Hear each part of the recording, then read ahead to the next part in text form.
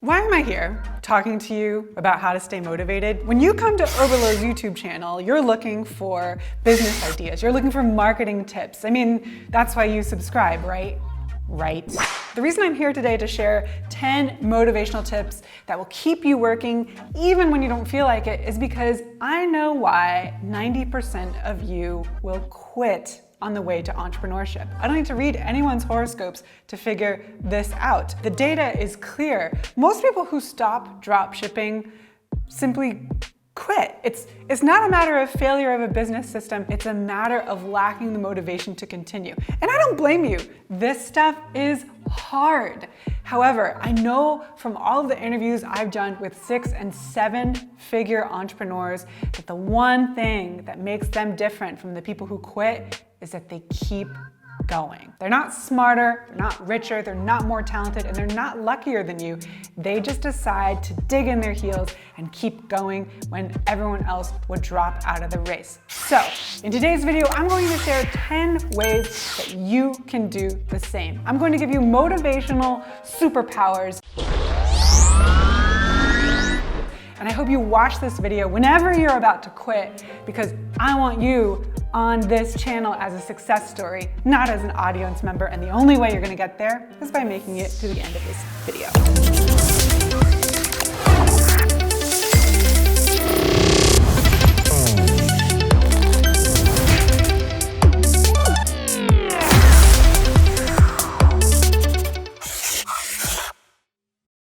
The first way to motivate yourself when you're feeling like giving up is to start practicing the 2-minute rule. Now, physics was my worst subject in high school, but I do remember this. A body in motion tends to stay in motion. That's literally all I remember. But the bottom line of that rule is that once something gets started, it's easier to keep going. On the other hand, that initial effort it takes to start can be a lot. Let's back away from the esoteric for a second and talk about your business ambitions. There's a lot of things that you need to do to start a business, and I know what it's like to come home after a day full of classes or a day full of work. The last thing you want to do is work on your business. It takes a phenomenal amount of effort to sit down and open another laptop screen. But if you just tell yourself you'll do it for 2 minutes, you can trick yourself into getting more work done than you ever thought was possible. So the next time you're dragging about scheduling Instagram posts or cleaning up your product pages or checking in on the shipping status of a product, just tell yourself, I'll do it for 2 minutes. And if you're still hating it after 2 minutes, stop. Science suggests that you'll keep going, you'll solve some problems, and you'll keep building that business. Yes, science! The next way to motivate yourself when you just don't want to keep working on that business is to create a list. No, not that kind of list. A distractions list. One of the things that can so easily derail you as you get to work are the pesky little voices inside your head. These voices are saying everything. They're telling you to quit. They're telling you you're hungry. They're asking you what you have to do tomorrow. They're asking you why he hasn't texted back. Whatever they are, get them out of your head and onto paper. It's amazing how that simple exercise will help to focus your mind. So the next time you sit down to work, whether it's 2 minutes or longer, keep at your side a pad of paper and a pen. Yes, I do recommend you go analog with this. Every time a thought comes in and starts to loop its way and wind its way around your brain and distract you from the task at hand, pick up your pen, write it down, and move on. This has the added benefit of making sure that when you get thoughts in your brain that you do need to address, like take the laundry out of the dryer and so forth, you'll have a place to put them so that you can return to them and get them done later. The third way to motivate yourself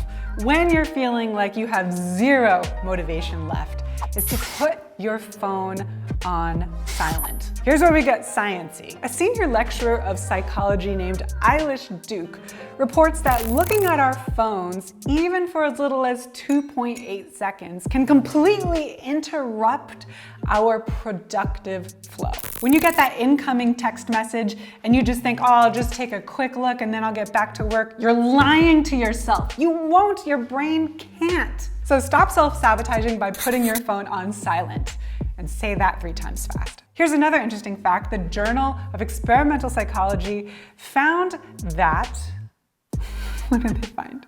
Another interesting fact is that the Journal of Experimental Psychology found that just hearing the vibration of an incoming message was enough to increase the likelihood that someone made a mistake at work. You're building a business. You can't afford careless mistakes that you can easily avoid. So avoid this one by putting your phone on silent. My next tip for keeping yourself motivated is to accept that you might be on day 2.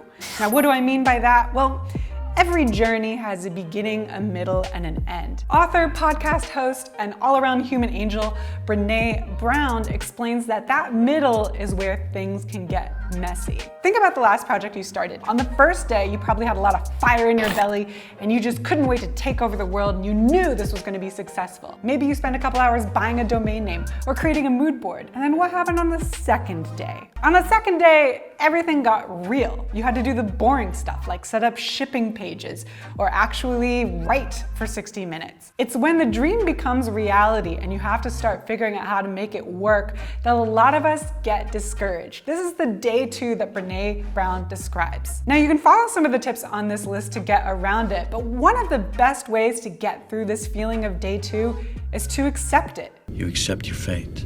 Accept that you're in the messy middle and know that your idea is not bad, you're not lazy, you're just going through a tough and very natural process of developing an online empire. When you know that the day 2 phenomenon is completely normal, it can be easier to get to it and get to the other side. The next thing you gotta do to stay motivated in this process is to celebrate small wins. I love this tip. This tip is so important and so often we forget to do this. A lot of us set up ambitions like we want to make $1 million in a year, or even something like $50,000 in a year is still quite a lofty goal. What we neglect to celebrate are all the little things that we learn and accomplish along the way. And when we neglect to celebrate those small wins, we hurt our chances of reaching the big win. We feel like it's so far away and we haven't done anything. When you celebrate small wins, you keep yourself motivated. So think back on this week or this month. What did you learn that you couldn't do before? What problem did you solve that at once you thought was unsolvable? What do you have to show for your effort, whether it's a website or a product? Make a list and then figure out ways to celebrate those wins. It could be as simple as ordering in from your favorite restaurant or giving yourself a gift that you've always wanted for a long time. All of my small wins are food oriented, so I'm gonna be a little short on examples here, but I would love it if we shared below in the comments some ideas of little ways that we can celebrate small wins, because we're in this journey together. The next way to stay motivated is to know your chronotype.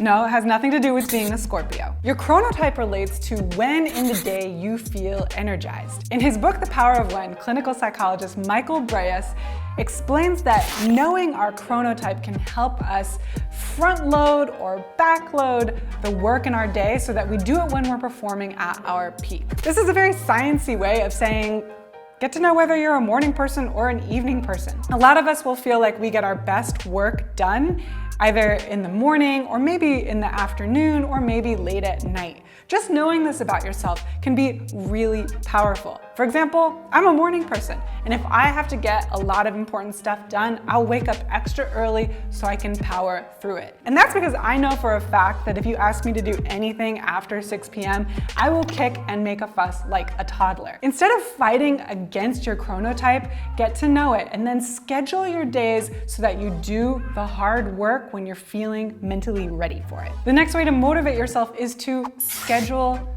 downtime. I'm not being a softie here. Athletes will tell you that you cannot train 7 days a week. You'll expose yourself to a high risk of injury if you do. The body needs some time to recover, and the mind does too. If you want to bring your mental A game to the business that you're building, you need to make sure to give yourself a break. And make sure those breaks count. If you're someone who has a hard time doing this, then drop it into your calendar. Block off a portion of your day. Tell yourself that portion is not for working. All of the successful entrepreneurs I have interviewed still take time off. They don't spend hours every day watching Netflix, but they do it sometimes. They're human just like you and I. The important thing is they let themselves rest when that's what they're intending to do, and they make themselves work when that's when they intend to do. So take a cue from those successful entrepreneurs and schedule time off to keep yourself going in the long run. This next tip is kind of opposite of what I just recommended, but it's a powerful tool for keeping yourself motivated because it plays a little psychological trick on yourself. The next tip to keep yourself motivated is to actually learn something new. Say you're building an online business and you're deep in the trenches learning about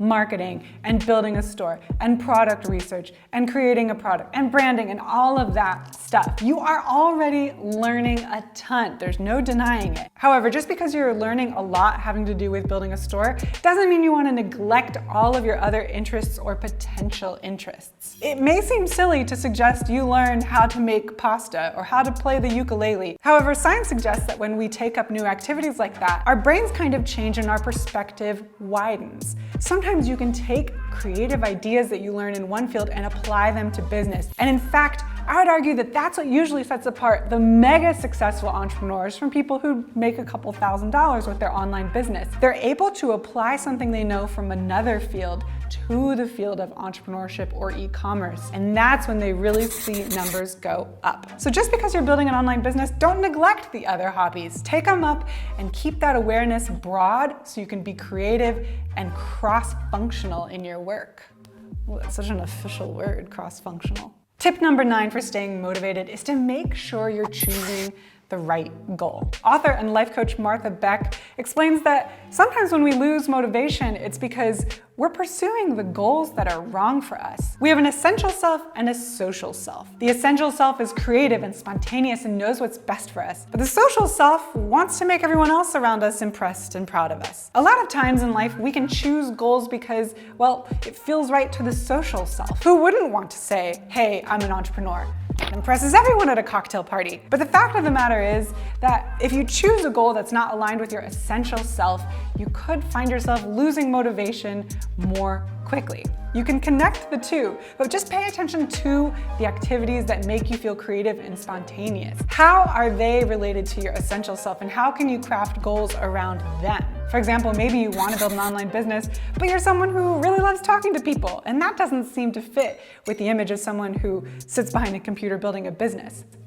You can make this work. Use your essential self that loves to socialize to build relationships with communities and influencers and market in that direction, while the people who are more data-driven maybe go towards Facebook ads. Just pay attention to what your essential self wants and craft goals around that. The last tip is a motivational quote. And it's not the motivational quote that I originally intended to share. This quote is something that I find personally motivating, but I'll warn you right now, it's a bit grim.